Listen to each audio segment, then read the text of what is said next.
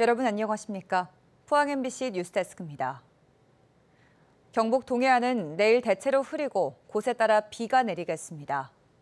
예상 강수량은 5에서 40mm입니다. 내일 아침 최저 기온은 21도에서 23도, 낮 최고 기온은 27도에서 31도 분포로 오늘보다 2도가량 높겠습니다.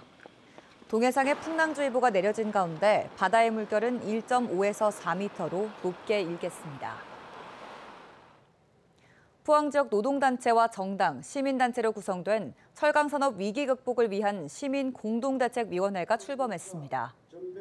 대책위는 국가기관산업인 철강이 산업구조 재편과 구조조정, 설비 폐쇄로 철강공단 입주기업 342개 가운데 71개 업체가 휴폐업하고 포항시 인구도 최근 5년 사이 2만 명 이상 줄어 자영업자까지 연쇄적으로 경기 불황에 시달리고 있다고 밝혔습니다. 이어 정부는 철강산업지원법을 제정하고 김정재 이상희 국회의원은 관련 법안과 예산 확보에 역할을 다하라고 요구했습니다. 포항 지진을 촉발한 지열발전 사업 관계자 5명에 대한 형사 재판이 대구지법 포항지원에서 시작됐습니다.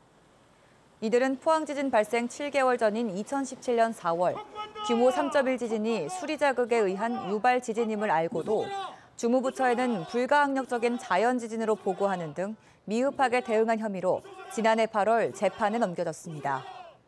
한편 포항 촉발지진 범대위는 법원 앞에서 기자회견을 열고 전면적이고 투명한 재조사와 책임자에 대한 엄정한 처벌, 피해자에 대한 온전한 배상과 재발 방지책 마련을 요구했습니다.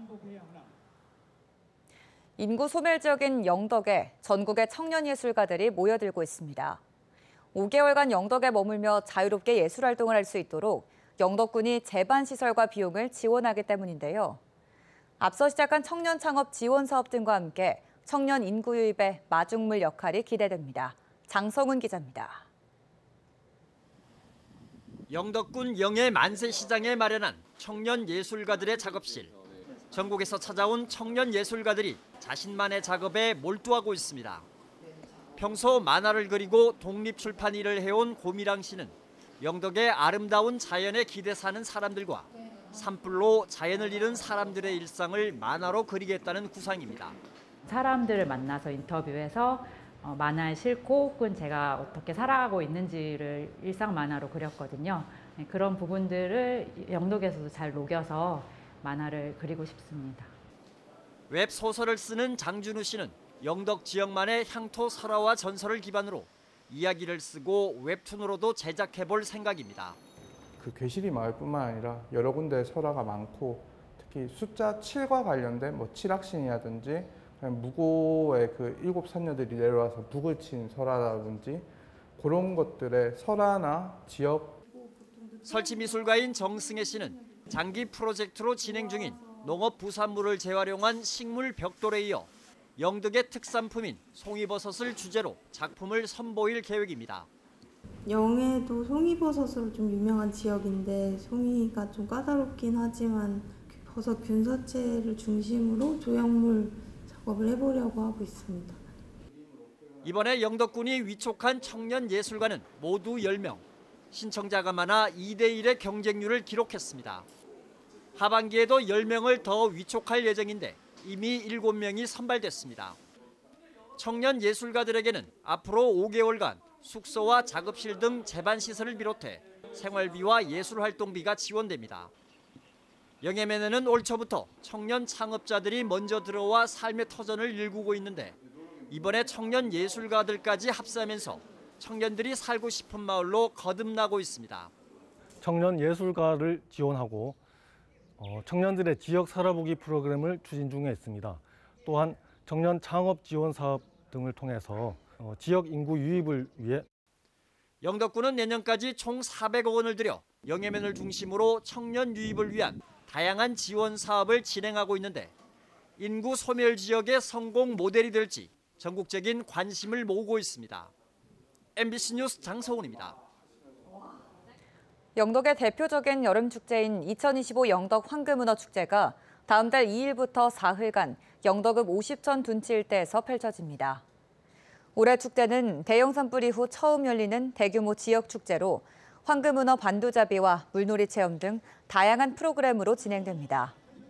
영도군은 폭염에 대비해 축제장 곳곳에 대형 그늘막과 선풍기, 포그 분사기 등을 준비할 예정입니다. 지역 청년들이 최저임금에 한참 못 미치는 임금을 받고 아르바이트를 하는 등 노동 실태가 심각한 것으로 조사됐습니다.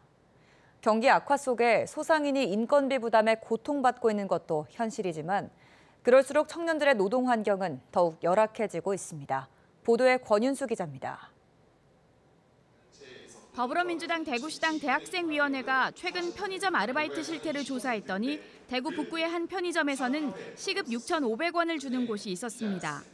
2025년 최저임금 1,030원에 비해 3분의 2 수준으로 2017년 최저임금이 6,470원임을 볼 때 8년 전에 머물렀습니다. 많은 청년이 최저임금에 한참 못 미치는 임금을 받고 일하지만 해고가 두려워 사업주에게 문제를 제기하지 못합니다. 어떤 편의점에서 최저임금에 대해 이의를 제기했는데 그 이후로 편의점 공고에 한 번도 합격하지 못했다라는 이야기도 있어서 학생들이 그걸 두려워하는 것 같고 저임금도 문제지만 주휴수당을 주지 않고 휴게 시간을 보장하지 않거나 근로계약서조차 쓰지 않는 등 노동관계법 위반 사례가 끊이지 않습니다. 대구 경북 대학생 청년 노동인권사업단이 최근 경북대와 영남대 등 6개 대학 인근에서 청년 400여 명을 대상으로 조사한 결과 최저임금 위반을 경험했다고 응답한 사람은 20.5%로 5명 중 1명꼴이었습니다. 일하며 주휴수당을 받지 못했다는 응답은 25.2%나 됐고 근로계약서 미작성은 32.7%로 3명 중 1명꼴로 계약서도 쓰지 않고 일했습니다. 사업주도 법 위반임을 알면서도 청년들이 노동 사각지대에 있음을 악용해 법을 잘 지키지 않고 있습니다.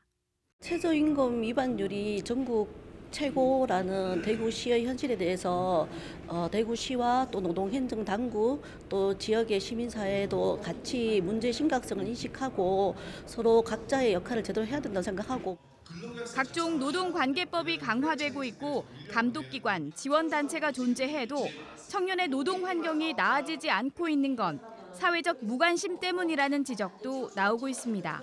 MBC 뉴스 권윤수입니다. 민주노총 공공연대 노조는 오늘 한수원 본사 앞에서 퍼스트키퍼스 노조 기자회견을 열고 내일 하루 총파업에 돌입한다고 밝혔습니다. 퍼스트키퍼스는 한수원의 청소 시설 관리 등을 맡은 자회사로 민노총은 지금까지 5차례에 걸친 노사교섭이 결렬됐다며 노동자들의 처우 개선을 위한 대책 마련을 촉구했습니다. 이와 함께 정부와 국회를 향해 공공부문 임금위원회와 국무직위원회를 상설기구로 운영하고 하청업체 낙찰률 100% 적용을 법제화해달라고 요구했습니다. 올해부터 운행을 시작한 동해선 열차가 주말은 물론 평일에도 매진 행렬을 보일 정도로 인기를 얻으며 벌써 100만 명을 돌파했습니다. 연말부터는 속도가 빠른 KTX 이음의 투입도 결정됐습니다. 배연환 기자가 보도합니다. 동해안을 따라 강릉과 부산, 부전 사이를 달리는 ITX 마음열차입니다. 주말은 물론 평일 주요 시간대에도 매진을 기록할 정도로 많은 승객과 관광객들이 열차를 이용하고 있습니다. 바다 배경이어서 되게 경치 보기 되게 좋았던 것 같아요. 두 번째 이용하는데 다음에 또 한 번 더 이용할 생각이 있습니다. 올해 1월 1일부터 운행을 시작한 동해선 열차는 고속도로가 없는 강원 동해안과 경북, 부산을 연결하며 이용객들의 발길이 끊이지 않고 있습니다. 하루 평균 6,000명 안팎이 이용하며 이달 들어 누적 이용객 수가 드디어 100만 명을 돌파했습니다. 하지만 운행에 제약을 받는 단선 구간인데다 최고 시속 160km에 불과한 ITX 마음열차만 운행에 투입돼 강릉에서 부산, 부전까지는 5시간 가까이 걸리고 있는 실정입니다. 국토교통부와 코레일은 강릉에서 부산, 부전까지 동해선 구간에 연말까지 KTX 이음을 투입하겠다는 계획을 사실상 확정지었습니다. 시속 260km의 KTX 이음이 투입되면 강릉에서 부산, 부전까지 운행 시간이 1시간 가까이 줄어들어 이용 편의가 크게 늘어날 것으로 보입니다. 다만 KTX 이음이 몇 대나 투입될지와 운행 시간대 등은 아직 결정되지 않았습니다. 올해 25년 말부터 KTX 이음이 투입될 예정이고 아직 운행 횟수나 이런 것들은 좀 검토 중에 있는데 현재 5시간 내외로 이제 소요되는 게 한 4시간 정도까지 단축이 될 것으로 좀 예상을 하고 있습니다. 한편 강릉에서 동대구를 잇는 동해선 노선은 현행대로 하루 한 차례 ITX 마음과 3차례 누리로가 계속 운행될 예정입니다. MBC 뉴스 배은환입니다. 포항 테크노파크는 포항 지역 중소 중견 제조기업을 대상으로 스마트 공장 구축을 지원합니다. 테크노파크는 다음 달 8일까지 참가 희망 기업을 모집한 뒤 5개사를 선정해 기업당 최대 6천만 원까지 지원합니다. 이 사업은 경북도와 포항시, 삼성전자, 중소기업 중앙회가 공동으로 추진하며 삼성전자 전문가들은 최대 8주간 기업 현장에 상주해 공정 개선과 공장 배치 최적화 등 제조 혁신 활동을 돕게 됩니다.